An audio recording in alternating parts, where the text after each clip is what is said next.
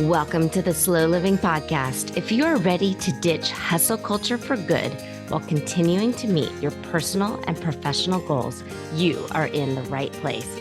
I'm your host, Stephanie O'Day, and I work with overachievers from all over the world who are ready to stop living life in triage mode and start living the life of their dreams, one filled with abundance, joy, and a sense of purpose. Life is meant to be enjoyed, not endured. Let's get started. Hi there, Slow Down Society. So if you're a fan of the podcast, you're going to absolutely love the book. Slow Living, Cultivating a Life of Purpose in a Hustle-Driven World is now available wherever books are sold. Buy it for yourself, your children, your friends, and your neighbors. You can get all the juicy details at stephanieoday.com/slow living book. Trust me, this is hands down the best $20 you'll ever spend. Hi there, Slow Down Society. Steph here, and we are on episode 183 of the Slow Living Podcast. And today, we're going to take a deep breath because we're going to talk about being simple and intentional at the same time. And today, I'm thrilled to welcome Sarah Horgan to the podcast. Sarah is a coach, kindergarten teacher, wife, and mom who's passionate about simplicity and intentional living. Her journey toward a simplified life began in 2014 when she was diagnosed with stage 4 cancer, which was an experience that propelled her deep into self-reflection and personal growth. She realized that perfectionism and people-pleasing were not serving her and began focusing on small, meaningful changes. Motherhood further intensified her commitment to simplicity. With a busy household and no family support nearby, she found that decluttering, both physically and mentally, created the ease she craved. Now, through her simple and intentional platform and podcast, Sarah helps others simplify their homes, schedules, and mindsets to focus on what truly matters. Whether it's decluttering a closet or digging deep into the emotional roots of our attachment to stuff, Sarah empowers others to create a life of more peace and less overwhelm, which I think we could all agree absolutely encapsulates the slow living philosophy and methodology. Sarah, thank you for spending time with us today. And thank you for being vulnerable and sharing your story. Oh, you're so welcome. Thank you so much for having me. So, are you comfortable talking about the 2014 cancer diagnosis? Yeah, absolutely.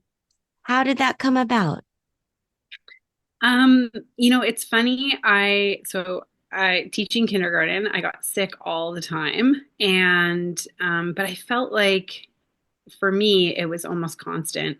And then I had a lump pop up at my collarbone that was probably the size of a golf ball, and it was like really hard. And I thought, that's not right. That shouldn't be there. So I went and got it checked out, and very quickly, my doctor sort of unofficially said to me, I'm going to send you for a chest x-ray, and then quickly told me, like, I think you have lymphoma. Um, and sort of I went through the subsequent steps of getting the diagnosis. Um, it was I was, gosh, I don't know, I guess I was like 32 or something. And yeah, it just really stopped my life. Like I couldn't work. I had a huge amount of fatigue. The tumor I had was on my heart and my lungs, so it was really hard for me to breathe very well. And, as things progressed, and it actually progressed really rapidly to the point where, like I was getting a lot of swelling in my head as well, because you have a big artery that runs up between your heart and your head, and it's a common thing that can get compressed when you have that kind of lymphoma. So I was like swelling and just having a hard time breathing. Like I was just really ill very quickly. And I ended up going into chemotherapy uh, the same week that I got to the cancer hospital. Like I pretty much was at the point where I couldn't wait. And I was a stage 4. And yeah, it just really all happened very, very quickly. And then I was off work. And in a weird way, things were happening quickly, but also everything just like slowed right down, because yeah, my focus was just 100% on my health. And, then you start thinking about what's important. Like, how will I feel if I'm not here tomorrow? What would I feel about my life? And, at the time I felt really good about my relationships and that, I had focused on things that mattered in my life. And in that way, I felt good. But, so, like post, I can say, wow, like I'm glad I have this time to like actually explore purpose further and, grow my life in bigger ways. But yeah, like I started reading The Minimalists, Everything That Remains. That book came out that year. And that was sort of my beginning. I also read Soulful Simplicity by Courtney Carver. And I would say those two books just really like spurred me into thinking about minimalism, thinking about what matters, and starting to look at my stuff and, in a way that I just like I hadn't really thought about it before. It's sort of like if you have space for it, then you keep stuff. And if you don't, you think about getting rid of stuff. It's where I was before. And then I came to this place of just being more intentional. But certainly, I would say at that point, I definitely dug more into perfectionism and people pleasing and just sort of like myself as a person. That was like, although I began getting rid of things, like I really did look at my internal world a lot more at that point. And that's sort of how it started for me. When you look at like before and after of before the diagnosis and after, and you felt as if you were people pleasing and doing things for others, what what was your day to day like? Were you just dismissing your own thoughts and wants and needs?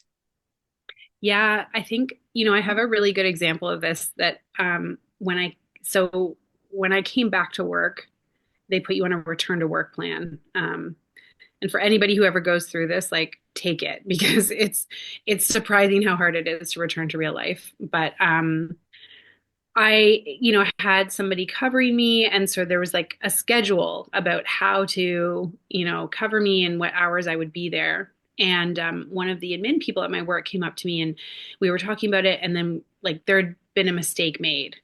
And she Mm. started to kind of launch into me about, well, how I have to fix it and da da da da da. And it was interesting because I think like before me would have been like, oh, of course, I'm so sorry I made that mistake. How could I have done that? And I would have 100% taken it on, felt terrible, just like worried about it.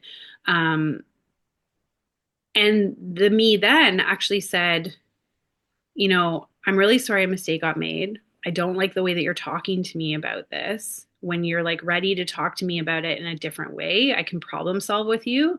And I walked away. And I would just like never have been able to do that before, like never. To stand up for myself, to like, just be able to say, like, this doesn't feel good.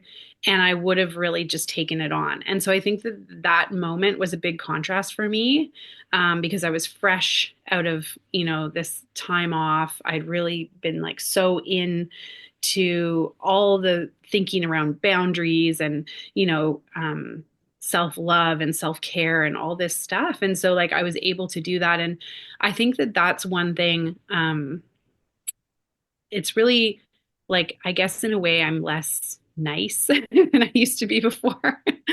Yeah. But yeah, like I've learned to be direct and to say what I feel and what I mean, and to not like my saying at the time was, not my circus, not my monkeys, and just to really like take on what was mine and leave the rest. Whereas I used to get so into trying to help all the time and making sure that I didn't make mistakes. I think that perfectionism piece of like really not wanting to ever make a mistake and not wanting to be wrong and like, being the one who held responsibility for it. I started to see like where was the line of my responsibility and where was the line of other people's feelings and other people's responsibility, and just being able to draw that instead of carrying it all the time. Yeah. I love that phrase, not my circus, not my monkeys. And Yeah. it's interesting as a teacher, many Mm, times, I mean, if you've got a classroom of beings and then they have their parents, and then yes. you have the admin and then the admin's admin, uh, there are times when, just for lack of a better word, I'm going to use the word rules. The Hmm. rules change at the drop of a hat. And if Hmm. you do have that kind of people pleaser like part of you, it's Yeah. trying to accommodate all of these different opinions Yeah. and variables, which unfortunately is actually a lot of times part of the quote unquote job description, but it's a recipe for disaster Yeah. because it just teachers and then caregivers in general, and teaching is absolutely a caregiver profession because you're trying to educate, but you're also trying to meet the social and emotional needs of all of these people and all of their parents, um, Yeah. at the same time. And so there's definitely a fine line between doing what's right to help meet everybody where they're at, but then also Yeah. not being a doormat. And it's Yeah. really tricky. And it's not something that's taught, but boundary setting so you don't overhelp and Yeah. don't sacrifice yourself is not something that's taught. And unfortunately, in so many ways, it comes about through a moment of clarity that kind of happens from a disaster setting. And you were in a disaster. Your body needed you to pivot right there and right then. And I'm sorry. I hate that. And also I want to point out that I'm certainly not blaming being a people pleaser for lymphoma. And I know you aren't either. So No. cancer is a horrible thing that humans go through. And some people think that, oh, you brought it on yourself because you did this or that. And that is not ever my No. thought process. And I know that's not yours either. Yeah. I think just one thing that I felt coming out of this is that when you can learn to set boundaries and you can learn to protect yourself emotionally, that only benefits your health. It only allows you to receive that as a teacher, like receive that parent email. And whereas like before you might have some sort of reaction, you might get that defensiveness or but now I think for me, I can look at things and say, okay, that's theirs. This is mine. Or, they read that and they must have seen it this way. So they're having this reaction. I'm going to pick up the phone and call them because this is like, something that we can talk through. Like it's sort of easier to look at things outside of yourself and look at people's emotions as like, emotions protect us, they try to keep us safe and they're also like in response to our lived experiences and what we see as normal. So when we can kind of like take a step back from somebody's reaction and say like, okay, they're really feeling this way, it seems, so I'm going to try to approach it with like this compassion or this softness, you usually get further than when you just fight back because yeah, people are people. Everybody's doing the best that they can. And I think that that's one thing um, that came out of that for me too is that, like nobody has ill intent, they're really just trying to do the best they can. And sometimes that rubs up against you, but then you have to like be able to have that awareness of like, okay, that's theirs. This is mine. How can I like respond to this, so that we can meet in the middle, we can problem solve, we can remedy things, but I don't need to be responsible for their upset or their anger or anything and carry that because I think especially if you're an empathetic person, like I'm a very empathetic person that like I can walk into the room and feel somebody's energy and that's hard, when you take on everybody's stuff, because then you're walking around carrying all this energy all the time. So boundaries became essential for me. And it was just something I didn't even know about before. Yeah.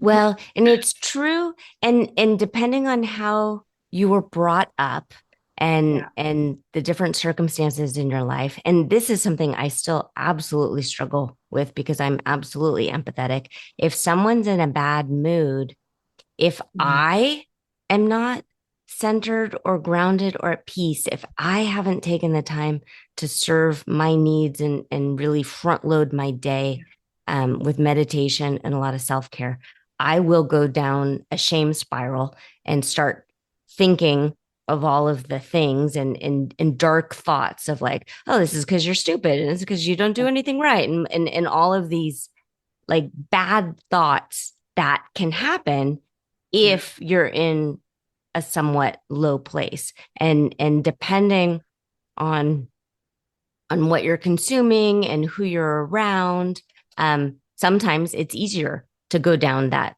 dark path. But you're absolutely right. When you're in a good place and you've decided on purpose and with intention to take care of yourself, and protect yourself, protect your boundaries and protect your nourishment and all of the things. It's much easier to go back to the that's on them, not my circus, not my monkeys. Let them be them.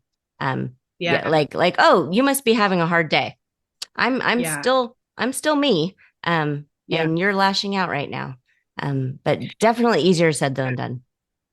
I also think another thing that really helped me too is when you look at somebody who's in a bad mood, the tendency, I think, when you're people pleasing and is to try and fix it. Like you want to make it better because there is that piece of you that thinks it's related to you, like, so there's two things. One, I always tell myself people think about you a lot less than you think they do.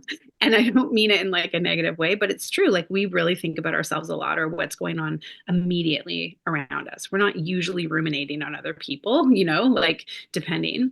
So that one really helped me, but also that like sometimes when I had that tendency to like fix somebody's mood, that I wasn't actually allowing them to have the space to have the mood as well, which like they're allowed to feel angry or sad or whatever. I may not have to be around it, like if it's really impacting me in a negative way and I need to give them space or whatever, but that those two things actually really helped me as a people pleaser to be able to back off and be like, you know what, and especially now as a parent, because I've definitely told my daughter, like, all feelings are allowed. You're allowed to feel the way you're feeling. And there was one day, she had been crying for a long time. And, as a parent, like you start to get really overstimulated. And like, I was just like kind of at my end. And I said to her, like, can you please stop crying, please? And she said, I'm allowed to feel however I need to feel. Like, you're right. But then that's the cue for me to be like, I need to take a couple of minutes because I'm starting to. But Yeah. yeah, that it's okay for people to feel too, which is hard because when we care about people, we also want to make things better. Yeah.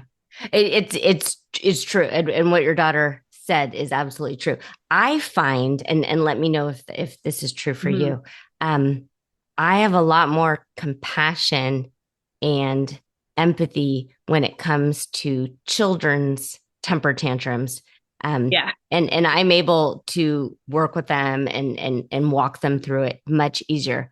And maybe it's because I'm so good at that when a grown up is snappy or snippy or has a quote unquote temper tantrum, I do not handle it well. And sometimes I think I've given away all of my good juju to Yeah. to helping that next generation. But this one, I'm like, oh my God, like learn to drive. And then the thoughts Yeah. that are coming through my head are like, well, that's really not nice stuff.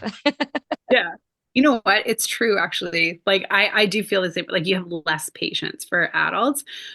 But I think it goes back to what you were saying before, like, depending on how, like, grounded you are and, like, what place you're coming from. Because then there's other times where, I'm walking around and I'll think some thought about a stranger, as we do. And then I'll think to myself, oh, you know what? Like they're doing the best they can, or like you shouldn't think that negative thing about them, nothing about them, or, like you can kind of replace those thoughts sometimes. But when you're in like the grouchy mood, or like, you've given it all to the kids or whatever, that it's easier to be like, oh man, that person parked like a jerk, like, or Yeah. whatever. So when I think of like self-care and the like filling your own cup first kind of thing, like I'm very good at that and start my day with really good intention. And since I try and stay away from other humans that I can't control, I start my Mhm. day really full. But sometimes the people it's energy zapping and care zapping. Do you have any pointers to kind of how to refill your cup throughout the day so when you get home you're not snapping at your husband and your own kids? Yeah. Yeah, so I really try to get as much quiet as I can. So often, like when I take the space between home and work, like sometimes I just drive home in silence. Sometimes I listen to something, or I'll listen to music or a book or something that but it depends. I kind of gauge like what I need, but I take that kind of container, that space as like, okay, this is like the transition. This is my window, to like because sometimes that's all we have, you know. I also try to work things in during the day, like little things that sort of make, because I like to focus on little things that bring joy. And like I got myself a milk frother this year and I bring it to work so I can have like a tea latte at work. And like I do little things like that. But I also really always pack like um, nourishing food and snacks because I like to also keep my energy steady. And I really, really notice a big difference when I don't eat well during the day, or I have, the day where you don't have much left in the fridge and you bring like a crummy lunch and then you end up like eating the snacks in the staff room or whatever, right? And so by the end of the day, like that really impacts my ability to be more regulated. And yeah, like I need to have protein throughout the day. I need to have fruits and vegetables. And if I just eat a bunch of carbs, like by the end of the day, I'm headachy, I'm grouchy. So I feel like food actually, number one, probably impacts that the most because it's a way of like keeping yourself steady throughout the day. Um, yeah, and then like, like I said, like little things, focusing on that, having the space. Um, yeah, and there's one more thing that might come back to me, but Yeah. yeah, I think that, you just really have to take care of yourself in the ways that you can. Oh, Hmm. I know what it was. Earplugs. I actually own earplugs. So when I start to feel really overwhelmed at work, it's very loud and I start to like feel that sensitivity. I wear earplugs and it just filters out the noise. And that actually has a big impact on how regulated I stay. So But again, I like know like for me, the foamy ones in I the have a package pair at of the loop drugstore. I have a pair of loop earplugs. I Oh, bought I've them. heard of those. Okay. Loop Yeah, earplugs. I Okay. just I've noticed I was getting really, really overstimulated and overwhelmed. And this is something that I think, like, since I become a parent, is really true for me. And it's probably just because I have much less time to myself, much less space to like reset. Like I used to come home from work and like have a nap and stuff like that. I don't do that anymore. So I I've come to realize like I used to call myself an extrovert, but I would say that I'm probably like firmly planted in the middle where I love socializing and I do get energy from that, but I also need enough time and space to reset myself as well. So the earplugs really help because it's sort of like just slowing the flow of like what you're taking in during the day so that by the end of the day you're not like so overwhelmed and overstimulated. Yeah, so that's just, I guess it's like a self-awareness piece of knowing like what is it that tips you over the edge. For me, noise is huge. I'm getting touched all day, I'm getting like constant noise. There's very little, like at lunch I don't usually socialize with my coworkers. Like I go to the classroom, turn out the lights, eat in quiet. Like I just know that I need that. So I think it's just the self-awareness of knowing like what is going to help you stay steady. I'm glad you brought up lunch because I was going to ask about that. When I was teaching preschool and I was in the preschool setting, I went into kind of a quiet room and read a novel or looked through a magazine and Mhm. just kind of had my lunch to myself. And then I know in college, I would go and sit in my car for that kind of Yeah. quiet. And I'm noticing now that I'm trying to do too many things at lunch to like get ahead. Like I'll go run an errand or go to the grocery store or check in with my mom or different Yeah. things. And so I'm not doing things for myself and Hmm. I'm still it's as if I'm trying to be productive all of the time and I can Yeah. tell it's not working. Like Yeah, I get a little bit of a dopamine hit from being productive, but me too. it wears me out. And I'm realizing just listening to you, like, okay, Steph, you need to unplug for a Yeah, little bit and go for a walk, and go for a walk probably without listening to something, yeah, and maybe just look for birds. yeah. It's hard to do. Like I said, I would listen to podcasts, but what I started to realize is like partway through my drive home, I would start to feel so tired, and then I'd flick off the podcast, and then I would feel a little bit more alert. I'm like, it's because I'm trying to like ask myself to take in all this information while driving, while being tired from work. Like sometimes we just have to. It's hard because the productivity thing, like it's so hard. I know I get the same tendency. I'm like, okay. And sometimes I use my lunch like in quiet. I'm like, okay, I'm going to check in with my budget, or I'm going to like go through my meal plan, or I do those things sometimes, but in like a quiet space. And, because I get to socialize with my coworkers like throughout the day, a lot of as teachers, like it's a social environment. So it's almost like we have to find the space, which is really hard in a school to find the space to like turn it off. I'm fortunate now in the space that I'm in that I can like shut a door and turn out the light kind of thing and like keep it calm. But I certainly have not always had that, and it is a challenge. But I think it's necessary to give ourselves that little break in the day, no matter what we do. But especially if you're in a job where it's like coming at you all the time. Yeah. Yeah. No, many of the women that I work with are teachers or retired teachers or nurses. Um, because I think it's Mhm. that same sort of, um, there's lots of people around all of the time. And Yeah, uh, you can have a perfectly planned day or think you know what you're going to do. But there's so much that happens that you just can't control, that you have to oh yeah, quickly pivot and think on your feet. And it's exhausting. It's yeah, funny, every once in a while, I'll ask my husband, because he has a desk job, like, yeah, what what do you do for the first hour? So what he does essentially at times, the first hour at work, is what I have to do for myself early in the morning, like drink yeah, your coffee or tea and check the headlines and answer the yeah. email. But I've already done all of that before I even get dressed in the morning. Yeah, totally. It's so true. Like, because it's a weird, also, there's like a rigidity to being in a school environment or something like that because it's so routine.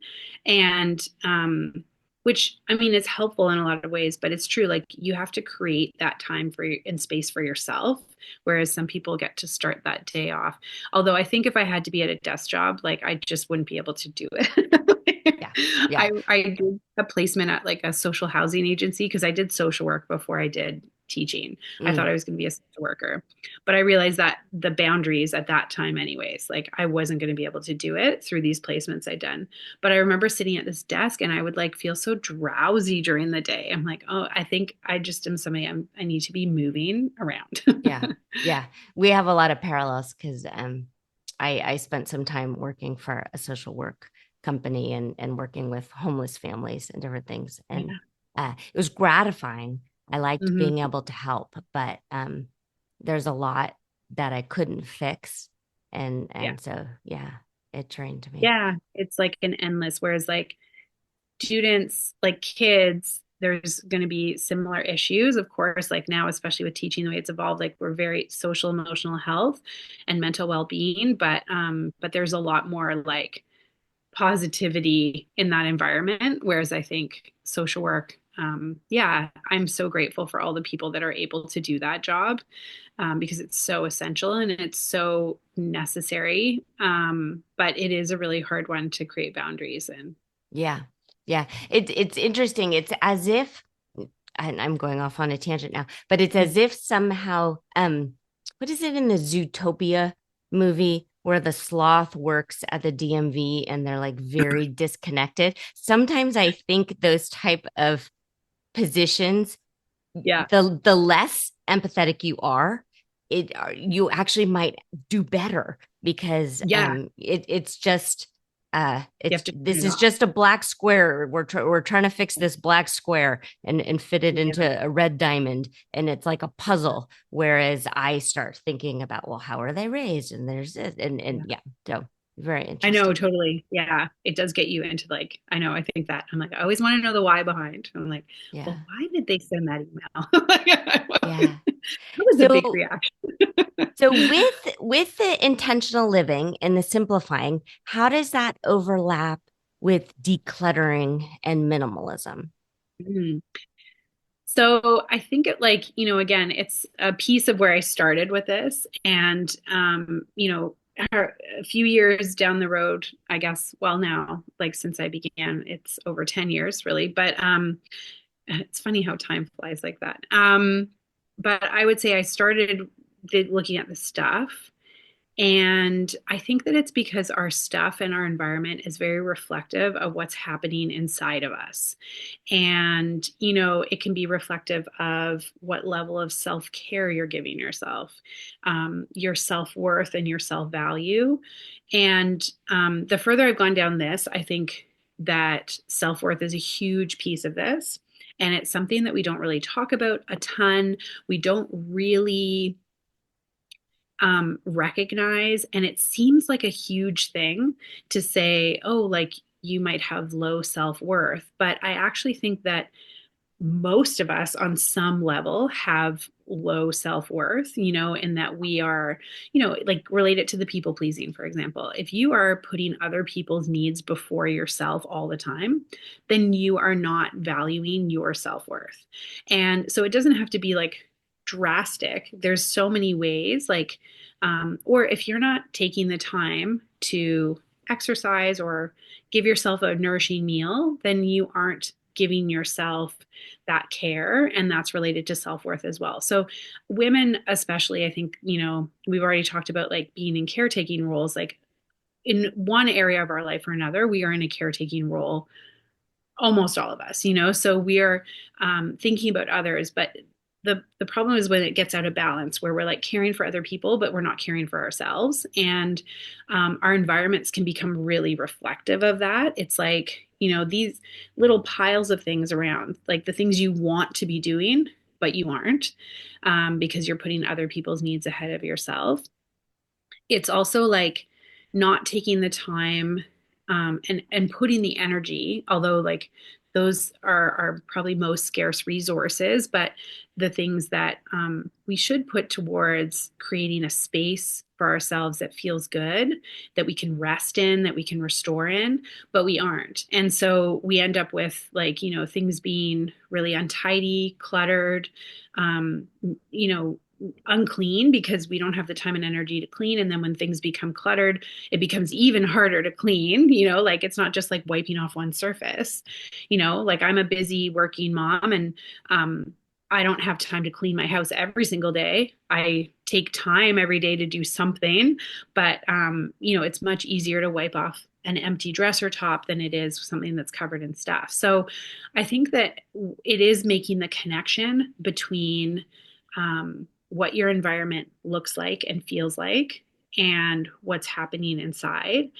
And that when we can start to simplify and when we can start to think about our stuff, like I said before, I used to just think if you had space for stuff, you could keep it. Um, but instead, it's thinking like, I want to have certain things in my life and I don't want to have certain things in my life, or this has value for me and this doesn't. And when we start to make decisions, especially if you're not a very decisive person to begin with, like, just practicing making decisions can feel really big. Like, for us, I think in education, we were talking about such a busy environment, like you get really good at making decisions because you're doing it all the time. But some people, it's really, really hard. So it's just like practicing that decision making, saying this is a yes for me and this is a no. And, just developing that intentionality about just the little stuff, like, and just build it from there. But I really do think that if you can kind of take a pause, look around your space, your environment, and say, what does this say about me? What does this say about what I want in life? What is this reflecting back to me? and think about it from that place. It can become a bit more motivating to take some action. And I certainly do not encourage women to go all in. Like, I think starting from a place of, I'm going to make one decision today, or I'm going to set a timer for like 5 or 10 minutes. I'm just going to do something, is such a better mindset to be able to do something about it. And from the perfectionism place too, like I really had to start there because I used to be like, okay, this is the weekend, I'm going to do this. And it burns you out. Then you may do something incredible in a weekend, but then the rest of the week or the Yeah. following 2 months, you do nothing Yeah. because you've just burnt yourself out. So, Yeah. how can you show up to it regularly? And how can you start to say on a regular basis what matters to me and what doesn't, and think about it from that place? I think you can really do incredible things. Yeah. I think we see that a lot when it comes to cleaning or purging, and then also like starting an exercise program of it's all or nothing. And then all of a sudden you've injured your shoulder and you can't do anything for a few Yeah. weeks. And then you start beating yourself up. And I'm really tickled that you brought up self-worth. Because this has been something in my own life that I thought I was really good at. Um, Mm-hmm. so we had a lot of rain in the San Francisco Bay Area, and then spring just happened, just like Yeah. happened. And so because of that, my allergies have been nuts, and I haven't been feeling the best, haven't been sleeping the best, and all of the Mm-hmm. histamines are kind of all over the place. And if you take a Mm-hmm. decongestant, okay, that's great, but then also it sort of messes up my gut for a little while, and so I'm dealing with that. So all of these things mean that I haven't gone out in the backyard and done weeding. And Yeah. since we had so much rain and then the sun, the weeds are everywhere. Every single brick in the back patio has a weed perimeter around it. Yeah. And it's kind of overwhelming. But when I went out, I took such ownership of it that my first thought was that I'm behind, that I'm a loser. Like what is wrong with you, Steph? Mm-hmm. Like how dare Mm-hmm. you binge watch Southern Charm and fold laundry Yeah. yesterday instead of going outside and Yeah. weeding? Like I actually really was down on myself that there were Yeah. weeds in the backyard where if you go for a walk, there's weeds everywhere right now because this is just the Yeah. time of year where there's weeds and Totally. weeds or not having weeds doesn't mean you're a good person or a bad person. It has nothing to do with your morals or your ethics. Yet for some reason, and maybe women in general, my husband certainly doesn't. So I'll just but yeah, from our own very small sample size, it seems like it's a me problem. Feel unworthy, feel like I've screwed up somehow by allowing these weeds to come. Yeah. I really think that it's like that productivity thing. I feel like um a lot of us get a lot of our like self-worth and our self-value from like how productive we are, and holding it all. And when we do let something like that go, I had the same thing. Like my daughter was just sick, like throwing up, and so I was up like the entire night. And the next day we just like watched movies and I like read a book. And the same, like I was battling those thoughts, like you should be doing this, you're not checking your emails, you're not doing this, like you're gonna be behind, blah, blah, blah. Like it's like the voice that's there all the time. And it's like, no, you know what, I didn't sleep. Like I just need to do something for myself and like have that space. But it is really, really, really hard to take that. But I think it is just like consistently like trying to replace those thoughts and like fighting against them.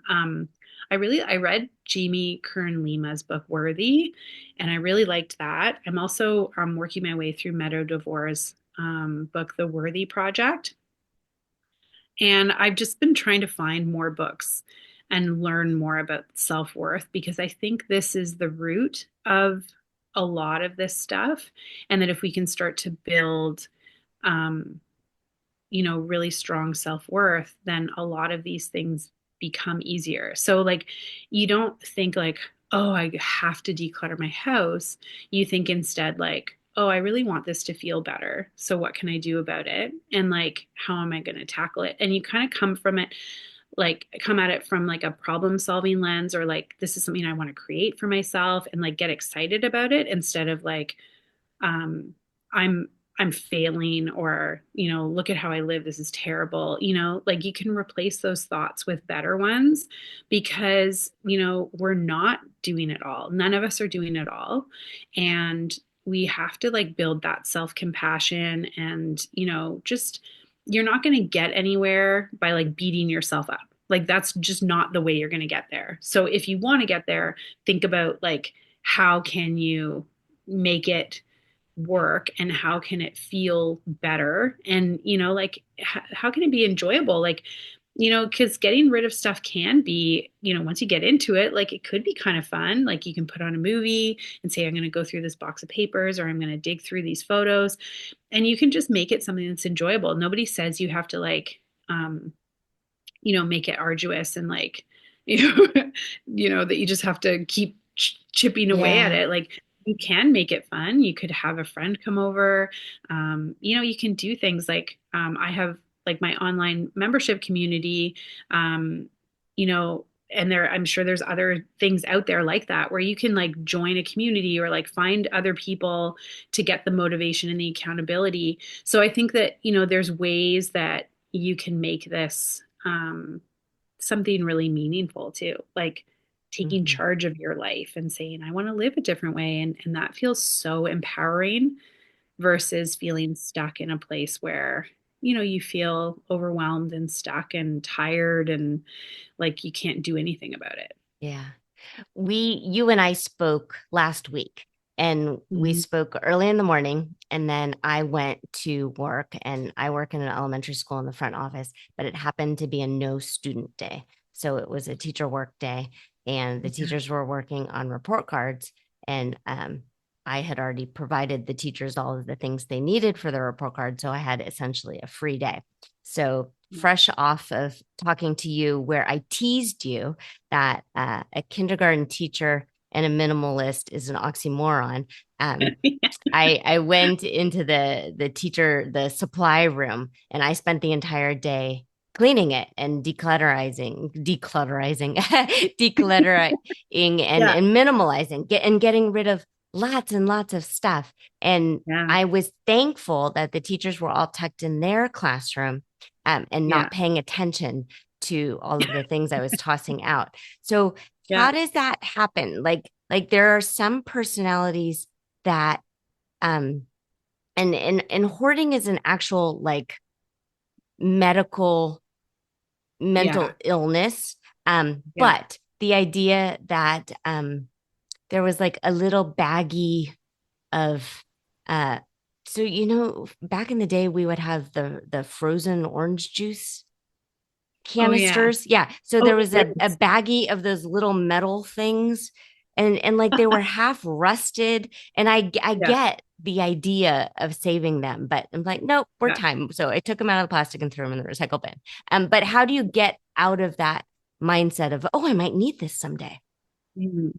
I think it has to do with scarcity. And I think that's another thing that all of us battle. And because our brains are wired that way. And Michael Easter has a book called Scarcity Brain. Um, and like he explains all of the sort of science behind it and how our minds work. But yeah, like I think we all are wired for scarcity. Our brains are still kind of old in some ways. And so we do have to replace those thoughts again, and like build new ways of thinking, and carve out those neural pathways. Because we get thinking, oh, that's hard to come by, or we're not going to be able to find that when we need it, or we won't have what we need when we need it. And it's like we have to replace those thoughts with like, if you go to do a craft and you need those like metal lids, the next time you're going to figure something else out, because you don't have that. And if teachers are anything, it's very resourceful. And I've certainly been in that situation where we think, oh, we don't have that thing anymore. What can we do instead? So you're going to figure out something else. Like there will be another solution. Maybe you're going to borrow it. Maybe you're going to come up with a different solution. Maybe you're going to change your plan and do something different. There will be another outcome. then, oh, we don't have that thing, so everything's ruined, And so I think it's that we have to practice it, like teach ourselves that things we are okay without. And I think that happens through the practice of decluttering because you get rid of things and you start to realize that you're okay without. And it's very, very rare that I think you come up upon a time where you've gotten rid of something and you wish you still had it. Like I mean, once I think a curling iron I got rid of because I never used, and then I ended up replacing it because I was like, oh, you know what? My daughter would like love this. And then I've used it twice. Like I'm probably this curling iron again. It's crazy. But I think like, you know, um, it's very rare that you're going to come up and think, I shouldn't have gotten rid of that. Hmm. So we have to get comfortable with just letting things go and realizing we're okay. And, I think it comes from also like how we were raised, like what did our parents think? And we're coming out of like generations too, where stuff was not bountiful and cheap the way it is now. And I'm not saying that that's necessarily a good thing, but that you can with ease order something from Amazon or go to the dollar store and replace most things quickly. So that can be a comforting thought to you if it's like, hard for you to let go of stuff, to know like I can order something and it can come to my door a day or two later. So whereas like when I was growing up, we had the same stuff in my house for most of my life. Things came in or out, but there was a lot of things that were just there. Like once you bought that piece of furniture, that was the piece of furniture you had always, whereas now, because things are cheaper or whatever, and people like remodeling and redecorating is just like so much more common. Things come in and out. So I think we just have to get comfortable with the fact that we're able to replace things, but that actually letting go and living without is okay, and we are okay. But you only really prove that to yourself by doing it. Yeah. So I think that's yeah. I agree. And also the feeling of being uncomfortable uh Mm, is a feeling. So if you have to pivot or be creative, that's an uncomfortable mm, feeling. But the uncomfortable feeling of being bogged down and weighed down by stuff is a lot more prevalent. And so if yeah, you can decide, you know what, maybe in 3 or 4 years, I might be yeah, bummed, but I'm yeah. really uncomfortable right now. And Mm, the only thing I can control right now is how I feel. And I mm, I'm I don't like how this is. And so I would rather free up this mental space and physical space. Um, and I'll be okay if in a few mhm. years I'm disappointed. Whatever. It'll be okay. Yeah.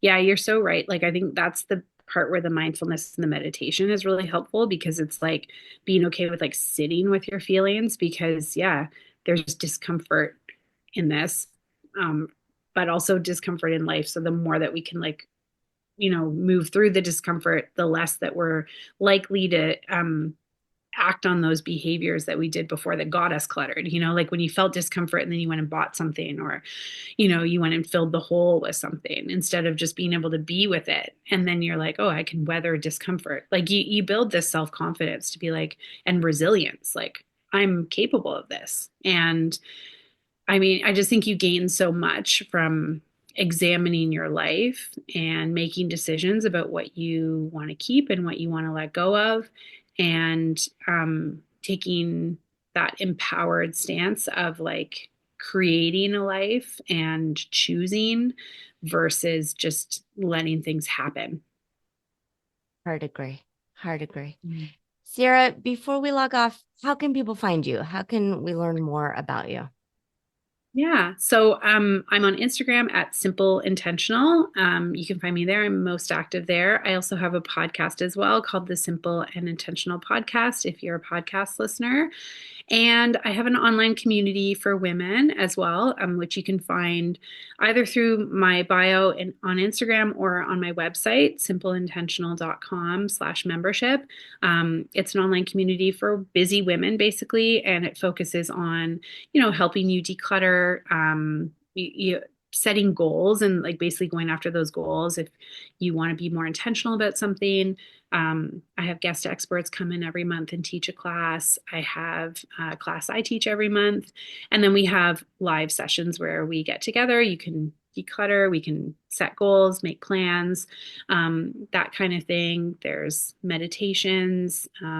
There's just like a whole lot in there. So, yeah, if it's something that you're looking at getting more intentional about, you can check that out as well. It's a month to month, so there's no long-term commitment either.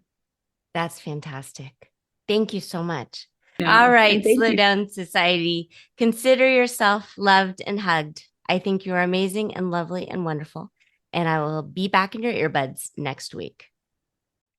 If you are ready to start living slowly and ditch the hustle mindset for good, reach out to me. I'm a real person and you can track me down online at stephanieoday.com. Also, if you found value in this podcast, please share it with your family and friends and tag me on Instagram at Stephanie O'Day. While you're at it, go ahead and leave a positive review on your favorite podcast app. The more we share, the more people we can reach and share the slow down lifestyle and messaging. Thank you, Slow Down Society, and have a great day.